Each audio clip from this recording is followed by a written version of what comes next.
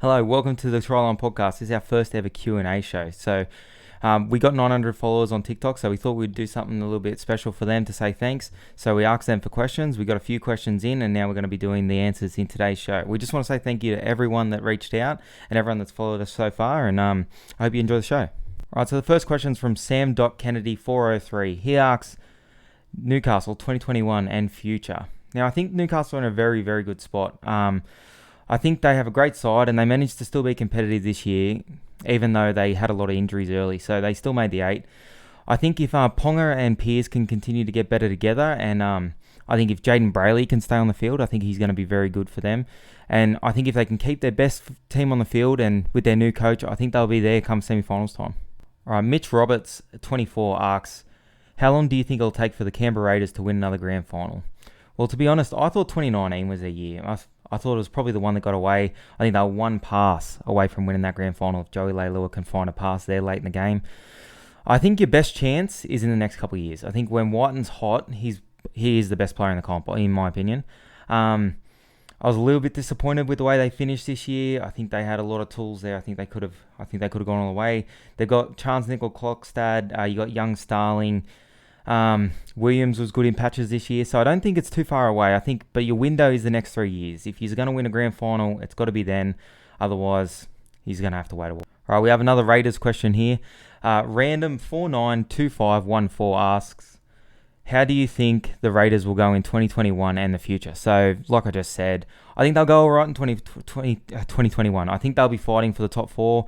I think there'll be a couple other teams in a similar position to them, but when Jack Whiten's on, I think they can beat anyone in the comp. So I think they're in for a good future. They've got to be consistent and everyone's got to stay healthy. But their NBA_Hound says, thoughts on Jared Croker? I think Jared Croker's a great captain. I think he's a great club man and I think he's a fantastic goal kicker. I think the 2020 season for him wasn't his best and I think he'd probably admit that. But if he can bring a premiership to Canberra, if he can be the captain that can take him to a grand final in the next few years, he might go down as one of their best captains ever, and that's a really good list. Like, they've had some great players play at Canberra, so he's a great person, he's a great clubman, but it was disappointing in 2020, definitely. Lukey Brooksy asks, if you could be a fly on the wall at any club, which would it be and why? Off field and training. This is a pretty good question. Maybe last year I would have went to Broncos. Like, they were absolute shambles. I would have loved to see what was going on there. If not that one, it'd have to be Craig Bellamy. I think he's been the best coach over the last decade, maybe even longer than that. There's obviously been a couple as well. Trent Robinson's been very good, and you've got big Wayne Bennett there as well. But Craig Bellamy, he just has the respect of all his players, pretty much everyone in the NRL, every player in the NRL. So I'd like to go behind the scenes, see what he does to make him so great, and I think that'd be good. Another thing about going behind the scenes, I think American sports do it very well, especially the NFL and NBA. We have I can't even remember what it's called. NFL Films. They always do something on a team every year, and I think that'd be good if the NRL could do something like that, put some money into that side of the game. I think it's a really good insight for the fans. So I think that'd be pretty cool. Feda_Roganov asks, how do you reckon the Bulldogs will go in 2021? I think the Bulldogs will play some good footy in 2021. I think they brought in Flanagan, they've brought in Kotrick. I think Addo Carr is a chance of going there, not next year, the year after. And not only that, they showed a little bit of heart this year. I thought they were all right. I thought they were always in games. They put in a lot of effort. You could see that they wanted to win. You compare them. I know they finished low on the ladder, but you compare them to the Broncos. You could see that they were putting in effort, where the Broncos at times were just out of games completely. So I think there's a lot of good signs for the Bulldogs. I'm going to be honest, I don't think they'll make the top 8, but I think they will be fighting for that maybe like 8 to 12th position, something like that. So there's good things coming for the Bulldogs. If Trent Barrett can get them going the right way, might be a good time to be a Bulldogs fan. Asher.Pike, how do you feel about the 2005 grand final? I can't believe you'd bring this up here, of all places. To be honest, I hated it. I still don't even like watching any of the highlights from the game. That length of the field try that Benji threw the flick past to Pat Richards, can't stand it, can't watch it. I think I done a TikTok on it, and that even killed me to post a TikTok. It was just the worst. Um, it hurts me more than the 2017 grand final loss to Melbourne, just because I thought the '05 was our year and we hadn't won one yet, and I thought that was our time. Looking back now, Benji was unstoppable. Scott Prince was awesome. They had a really good side. They deserved to win, but it's still a sore spot for me. Can't watch. Right, this question's from Will_Salter123. How will the Cowboys go over the next few years with Toddy Payton? And he also asks, who do the Cowboys need to sign? So we'll start with who they need to sign. That's a really hard question. I think they have a lot of talent up in Townsville, so I don't know if they really need to go to the market. If I was going to pick any position, maybe the hooker. They did chop and change there a little bit through the year, so I don't like that. I like to keep the spine as it is. So if they're going to chop and change, I'd rather them go to the market, maybe try and bring Brandon Smith home. But I don't necessarily think we need to sign anyone. As for how do I think they'll go in the next few years, I think they'll go all right. Next year, I don't see us making the semi-finals next year. I'm a Cowboys fan, and I just can't see it. I think they have a lot of work to do. I think their attack got better last year in 2020. I think our attack had been stale for a few years, 2018 and 2019. It looked like we were doing the same thing over and over again. But I do think if they can fix that, they can fix they can fix the ruck defense. I thought Josh Drinkwater, when he hit some form last year, I thought he was really good on the left edge. So I think if we can just get that together, get our defense together, we could see some success maybe in 2022, 2023. Right, here's another Cowboys question from a good friend of the podcast, Connor Wrightson. He's probably the best looking bloke I know. He asks, will Todd Payton take the Cowboys to a grand final? I'm surprised you know who Todd Payton is, to be honest. I think he can. Not next year, but I think, like I said before, I think he showed a lot with the Warriors, and I think it gives the Cowboys fans a bit of hope there. I think Paul Green's a very good coach, and I think he coached in a very certain way for a long time at the Cowboys, and he had success, but I think you get sick of hearing the same message, and it just got stale. So I think if he can fix a couple of things, we can definitely be competitive. And we got Val Holmes there, who wasn't fit this year. If he can get fit, if he can be injury-free, like, he is top class. So if we can get him firing, we're always a chance. All right, the next question's from NRL Nation. If you could be any NRL player, who would you be and why? Right now, bit of a weird question, but probably Ryan Papenhuyzen. Like, I'd love to have his speed. I reckon he's just absolutely electric. I thought he had a really, really good year. Could not believe he wasn't in the New South Wales squad throughout the series. I think he was injured the first two games. I thought he was a shoo-in to come in the third game. I thought he really could have changed the game, to be honest, if he could get out there. But he had a great year. Clive Churchill, he's still got a long time ahead of him. So if I was to be him, I'd just carve up. I'd just get the ball wherever, go on the edge, dummy, go, score, probably score 100 tries, and yeah, that'd be me. All right, Archie Dowling asks, Sharks future. I think the Sharks are a good, tough club. I think they're just in a situation where they won the grand final in 2016, and everyone has a bit of a lull, unless you're Melbourne or the Roosters apparently, but every other team has a bit of a lull after you win a grand final.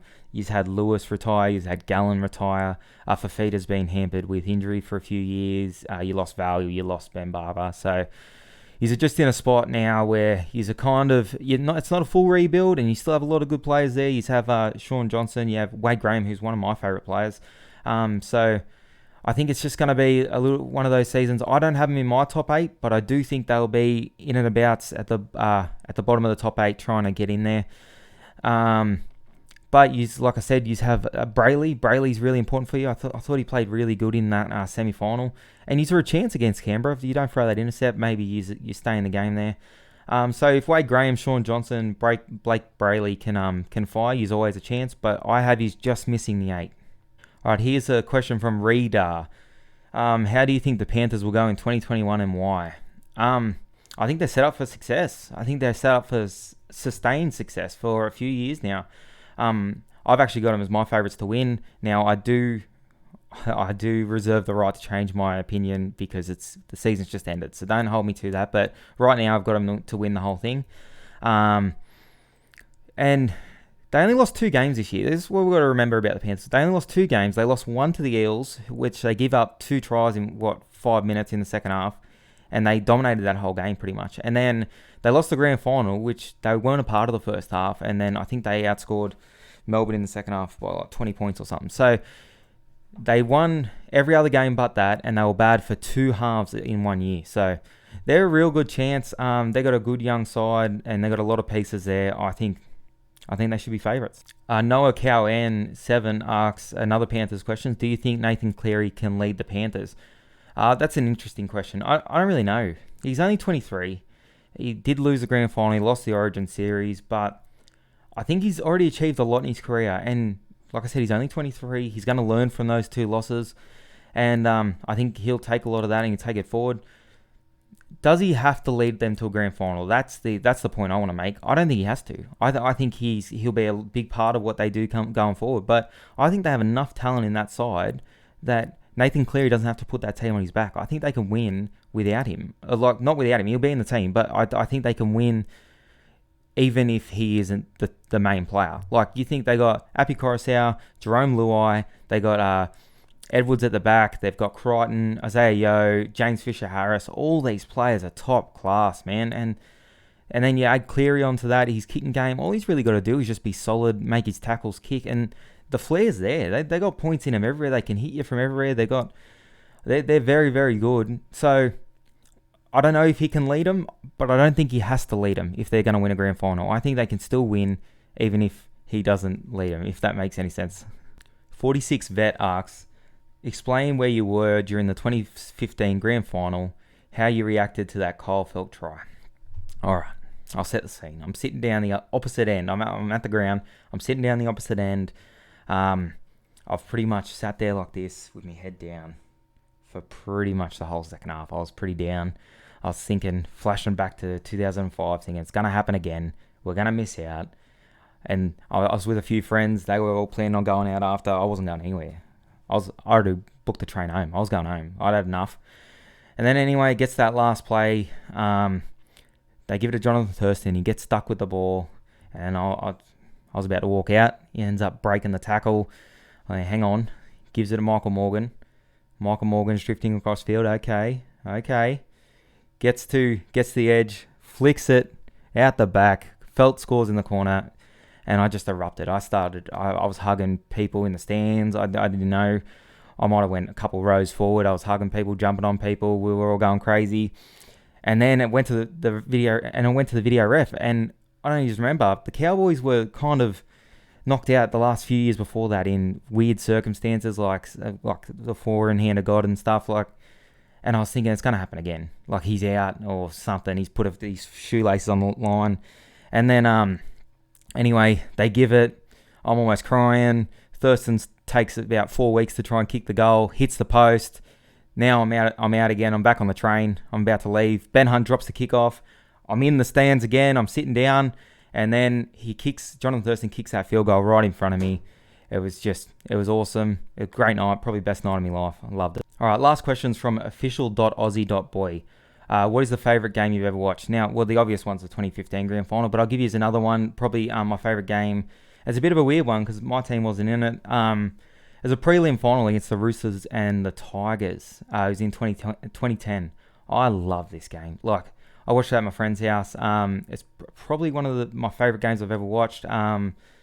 It just had everything. It had everything that makes me love rugby league. It had a little bit of a punch on between Benji and Piercy. It had a scrum win against the feed. It had a big shot on Maria Hargraves, which you go back and watch that shot. It was shoulder straight to his head, knocked him out. It wasn't a penalty. It was outstanding. And then it had a field goal right on the stroke of full time. I think Anasta kicked it from over near the sideline after they tried to keep the ball alive. And then Sean Kenny-Dow scored an intercept try in the second half extra time. So it's those kind of games that I just love, and it makes you remember why we all love rugby league, why we think it's the greatest sport in the world. All right, that's it for our first Q&A, guys. I really enjoyed that. I found that really fun. So if you like that, remember to like, subscribe, leave any questions you have. I want to do another one of these. This is awesome. And don't forget to check out our Twitter, Instagram, TikTok. It's all good content, and we're going to just keep on going.